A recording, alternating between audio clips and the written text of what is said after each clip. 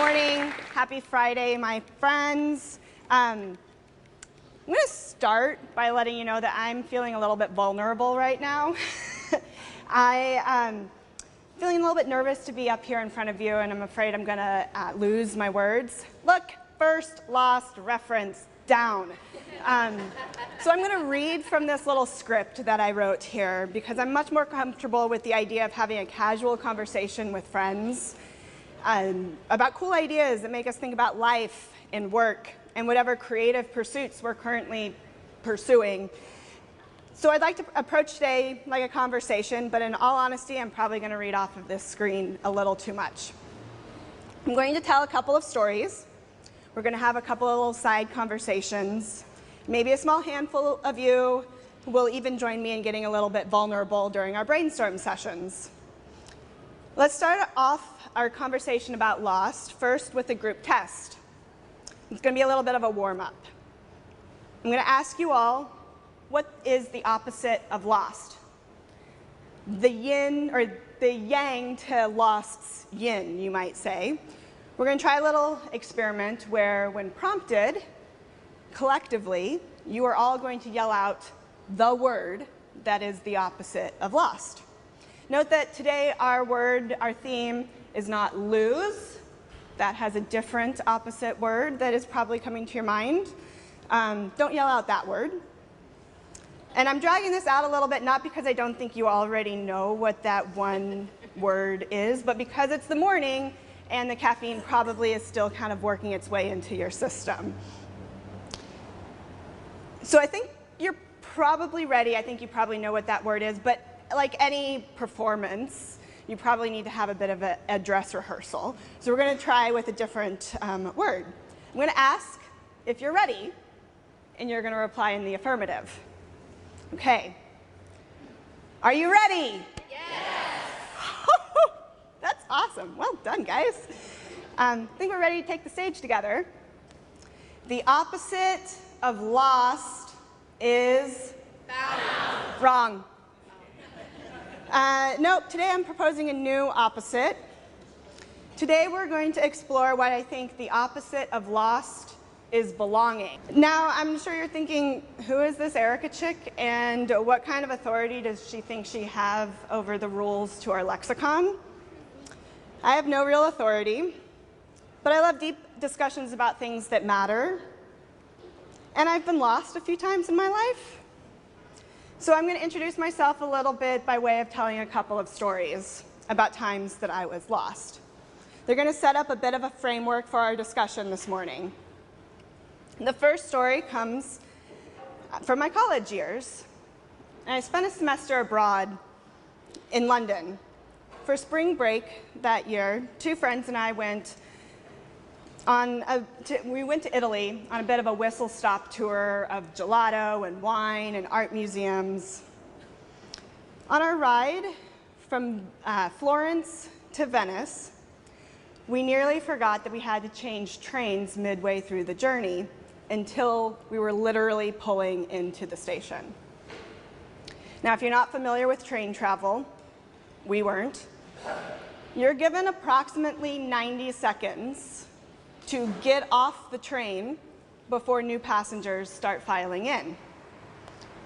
Despite being caught a little bit unprepared, my friends were able to dash down the aisle, grab their bags, get off the train onto the platform. Meanwhile, I got further delayed when the suitcase I'd stored in the overhead luggage rack got a little stuck. And by the time I worked my way down the aisle, scoozy, all the way down, swimming upstream, the doors to the train had closed. My friends were on the platform. I was banging on the window, looking for my confused friends, looking for me. Now suddenly my frantic friends, as the train started pulling out of the station with me on it, toward a completely unknown destination that was definitely not Venice. This was all before cell phones were ubiquitous and long before the pulsing blue dot on a screen communicated precisely where you were in this wide world. I was overwhelmed, a little scared, completely paralyzed, and unable to process what I needed to do. I collapsed onto that damn suitcase and started to bawl. Obviously, there's a happy ending because I'm standing before you in Phoenix today. But at that moment, I was so very lost. Literally, physically lost. Moving on. About a decade and a half, 4 years ago, I was a senior level art director at a successful content marketing firm in town. I loved what I did. I loved the team I worked with, mostly loved the clients we did the work for. I'd been there for several years, had steadily progressed through the ranks, and I was confident that I saw opportunity for growth in my career there. But one day, leadership took everyone by surprise and informed us that about a third of the company was going to be let go as part of a merger and acquisition. I was one of the people who lost my job. And for a time, I lost my direction as well. I looked around the Phoenix job market, and I didn't see any openings where my skills, interests, and level of expertise was needed. I felt existentially lost. Today, again, happy ending, I run my own independent content design business, and while it took me a while to get here, I can now say I am so incredibly satisfied with the way my career has evolved. I would never have taken such a leap to launch my own business if not for the opportunity provided by getting a little lost. So this sets up two frameworks for us to discuss getting lost this morning. There's getting physically lost, and there's getting metaphorically or even existentially lost. Now I'm going to turn some of the discussion over to you all. I want you to split up into groups of 3 to 4, no more than 5 people, and in a 1 to 2 sentence summary, describe a time that you yourself have been lost, either physically or metaphorically. Some examples as you start thinking in your mind what that might be. Might be a story about a time you took a wrong turn down a street or a path or a hiking trail, or maybe how you, every time you try to drive in a new city, you can't find your way around. For me, that would be Dallas. Or maybe you talk about how after graduation, you realized you didn't want to do what you got your degree in. Or maybe a creative project where you didn't know how to start or how to finish. We don't have tons of time for long backstories or big details, so try to condense your tale as you talk with each other to tweet length, just like one sentence. Like, one time I was traveling around Italy and I got stuck on a train car and I had no idea where I was. The end. But there's another layer to this assignment that I'm giving you. As you tell your story amongst the group, when you finish telling your story, everybody else in the group needs to applaud. Clap, hoot, holler, give high fives, whatever like verbal, physical support you want to give. So I'm going to set a timer for 5 minutes. And at that time, I'm hoping that I'm going to have to yell to get your attention because there's going to be so much like clapping and noise going on as you are all responding to each other's stories of getting lost. And go.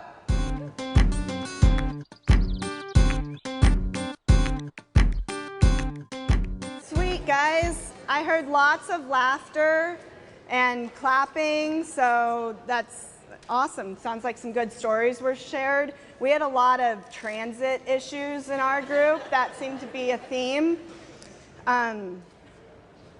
So we'll talk a little bit more about why those cheers were, I found those cheers to be important. But first, I'm going to ride the wave of participation a little bit more now, and we're going to have a bit of a brainstorm session. But in order to do that, I need some volunteers, and this can be very low-key volunteer. We need somebody to hold this poster up, and we need somebody who can write on the poster during our brainstorm session. So I'm looking for somebody who can be very strong and steady, Kendra. And I need somebody who has legible handwriting. All right, so let's first introduce yourselves. Say your name. Hi, I'm Kendra. Hi, I'm Jen. Thanks, ladies. Okay, we're going to start with thinking about being physically lost. And I want you to throw out words describing the kinds of emotions that you have experienced when you are physically lost. Panic. Fear. What? Confusion. Loud. Like frustrated. Worried. Anger. Shame. Panic. Oh. Scared. Oh, look, sorry. Too fast. Would you rather have legible or? Yeah. Okay. Go. Legible is good. Okay, so we had panic, fear, frustrated, shame. I remember. Shame, confused, and worried. What's that? Unsettled. That was a good word. Unsettled. Ooh. Depressed. Vulnerable. You guys are so fast. Tell me when you're ready for a flip. Oh, we're going to keep it all on one page. Oh, okay. Thank you. Anxiety. Anxiety.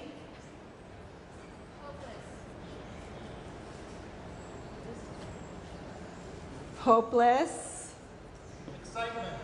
Ooh, excitement.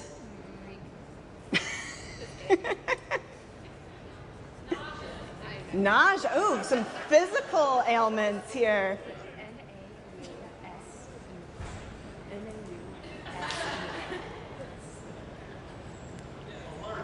Alert. Alert. All right. Think the vulnerable, did we get that up there? Okay. All right. Really good here. So those are heavy.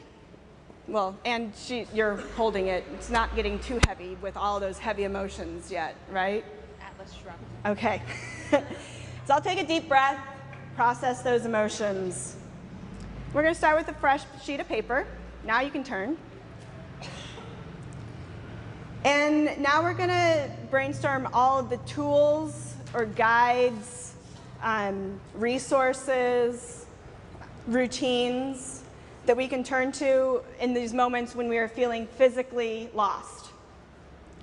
Remember, we're not talking about metaphors right now. We're talking about what you can do when you take a wrong turn, when you're in a remote location, you're stuck on a Tuscan train bound for some place you do not know.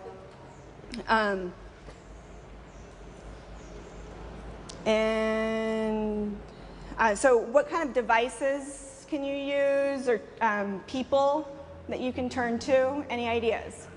A map. Breathe. Grace. Vocals. Shout. Oh, locals. Locals and vocals.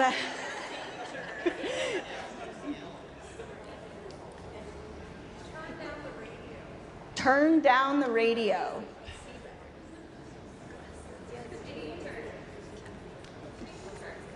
Make a U-turn. Turn the opposite direction. Look around. Stress eat. Look at landmarks. Landmarks. Call a friend. Call a friend. Technology. Technology. So your phone, GPS. Google. The Googles. What about people, like park ranger? Look for an expert. An expert. Rideshare. Rideshare. Call Uber. Signs. Like Signs, street signs, highway markers, Signs from God, I don't know. a sign from God. Signs. What about the North Star or the moss on the side of the tree?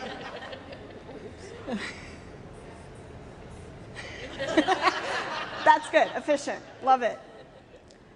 All right.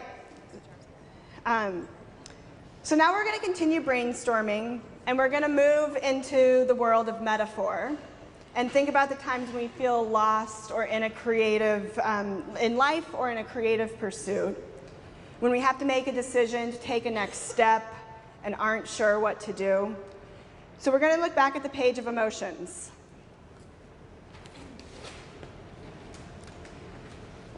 So these are emotions that we said we experience when we are physically lost. And we're going to start referencing those and see how many of them resonate with also being existentially lost. And maybe add to them. So worried, panic, unsettled, excitement, fear, frustrated, shame, anxiety, confused, depressed, hopeless, nausea, alert, vulnerable. All things that we feel when we're physically lost, those apply when we're symbolically or metaphorically lost as well. Anything else that you guys want to add when thinking about being lost in a career choice or a relationship? Tired. Overwhelmed. Paralyzed. Directionless. Blocked.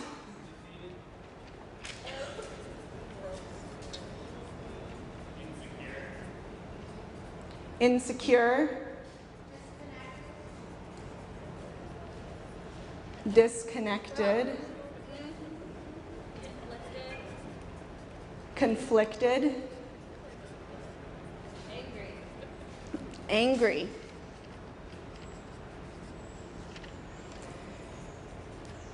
Isn't it interesting that so many of the emotions that we experience when we're physically lost that we experience when not knowing where your little blue dot is pulsing are the exact same emotions we feel when trying to figure out where to submit our resume or what to start typing on a blank page.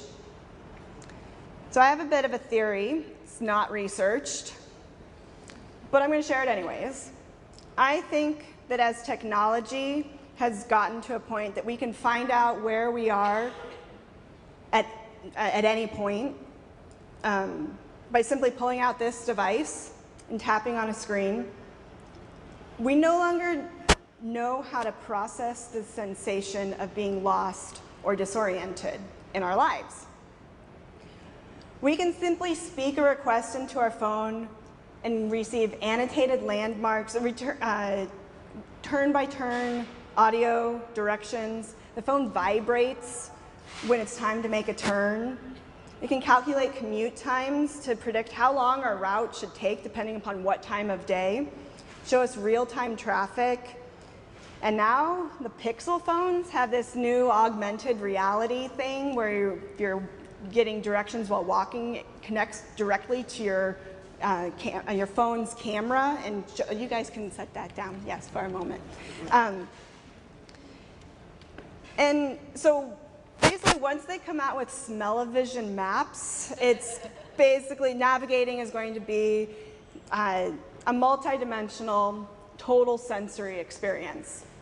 All that is to say, if the emotions we feel when being metaphorically or existentially lost are indistinguishable from when we are physically lost, and if we're used to having navigation instructions immediately at the ready, it can be even more paralyzing to try to figure out how to navigate the feeling of being metaphorically lost in our lives.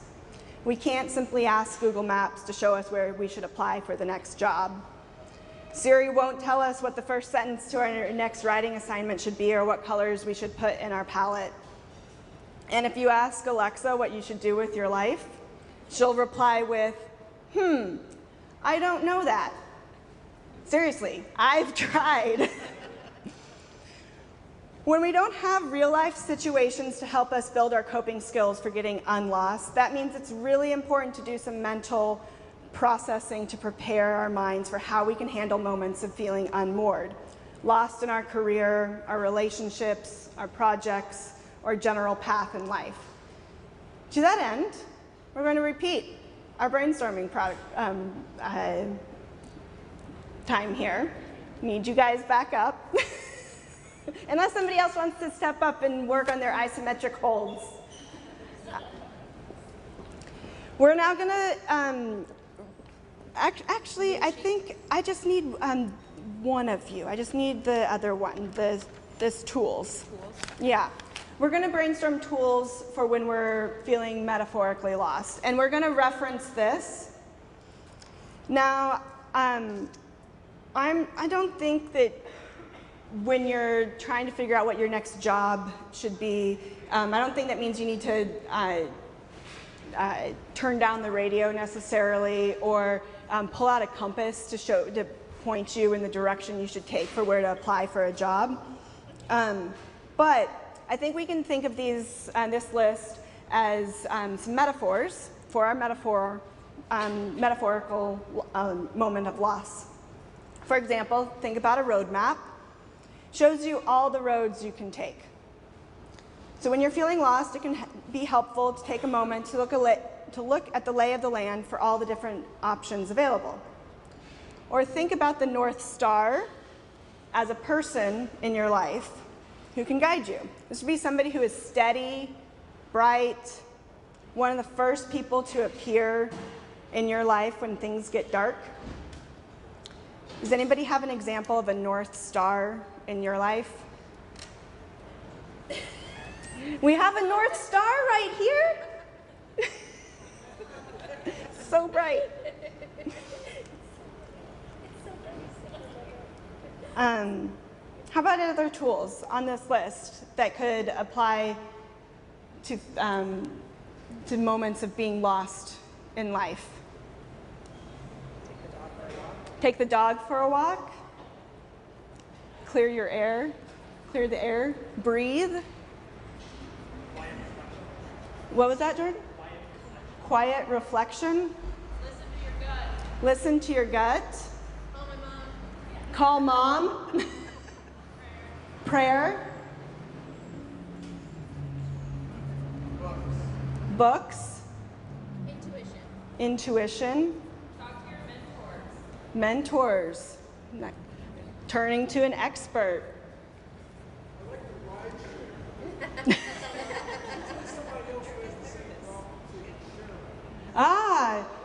A ride share is like choosing somebody who has a similar problem who can help you get to where they're going.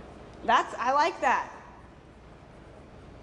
Any other metaphors out there that turning the radio down? How could that apply to being? Would it help to simplify, like edit out the distractions so that your decision fatigue kind of isn't at play when you're trying to make decisions? Nice. Simplify. Get quiet. Yeah, limit the noise. Limiting the noise. Decide whose opinion matters. Ooh. Whose opinion matters?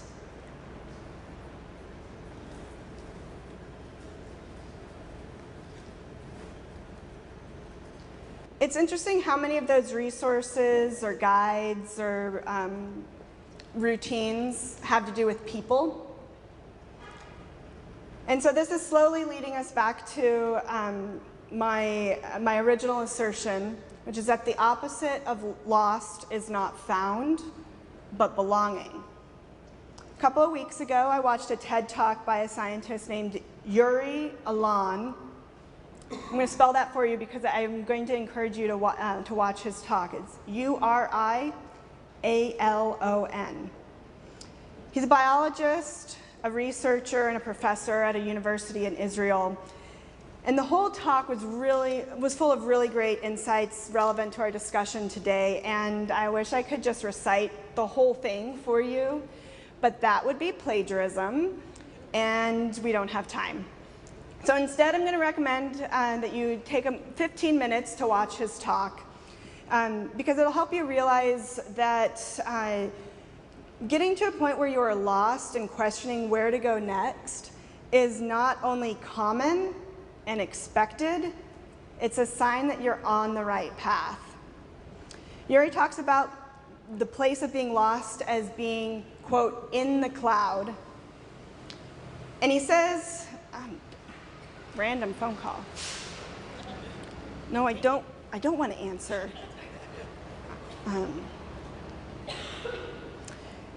He says that the cloud, quote, stands guard at the boundary of the known and the unknown, because in order to discover something truly new, at least one of your basic assumptions has to change. Every day, we try to bring ourselves to the boundary between the known and the unknown and face the cloud. As a professor guiding students through their research, he tells them about the cloud.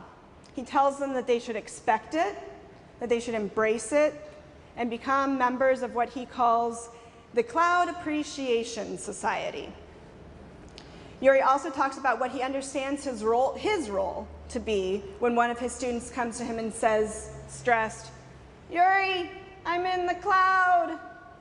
First, he says his response is, "Great! You must be feeling miserable." Well, that's a bit of a joke. Uri he's been in the cloud many times himself, so he knows that this specific moment is when he needs to step up support for his students.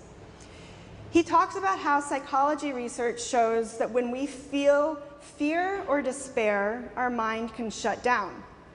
Our focus narrows to conservative ways to approach an issue, and we can be fearful of taking risks. Uri says, if you'd like to explore the risky paths needed to get out of the cloud, you need other emotions: solidarity, support, hope, that come from your connection with somebody else. In other words, when you feel supported and cheered on by people like your North Star, they can help you take the first step, and they can help you first take a step and then take a risk. Think about the traditional lost and found box. What's in it? Objects that have been misplaced by one person and found by another. Is the box the solution?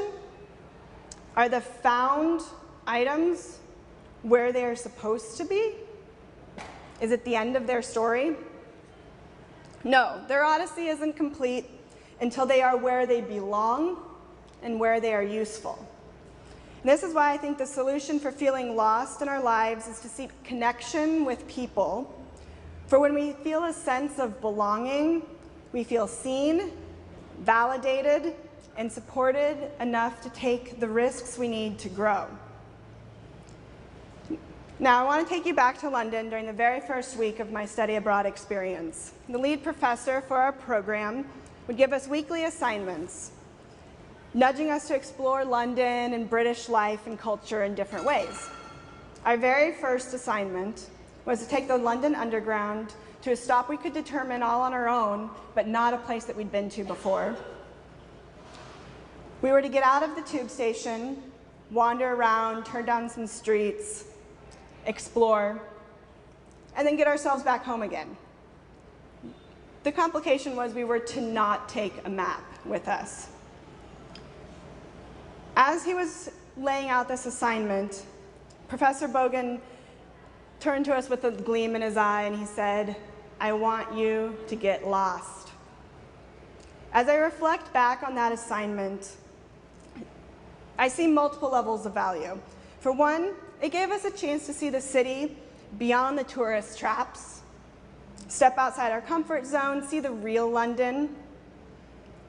And two, being asked to get a little lost on purpose early during our time,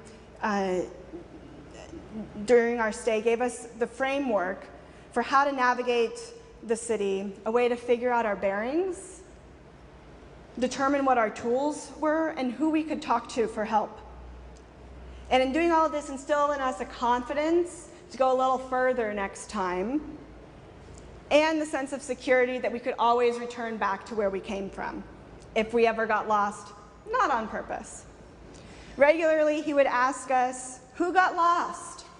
And he'd get really excited to hear everybody's stories that came from their getting lost.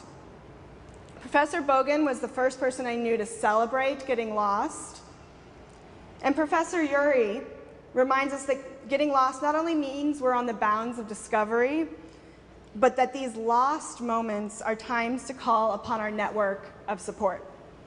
Being lost in the cloud can be paralyzing, but if we, one, recognize that it is normal and even expected, two, value the growth and opportunity that lie on the other side of the cloud, and three, seek the tools, routines, and people to help us navigate to the other side, we will get to a place where we know we belong.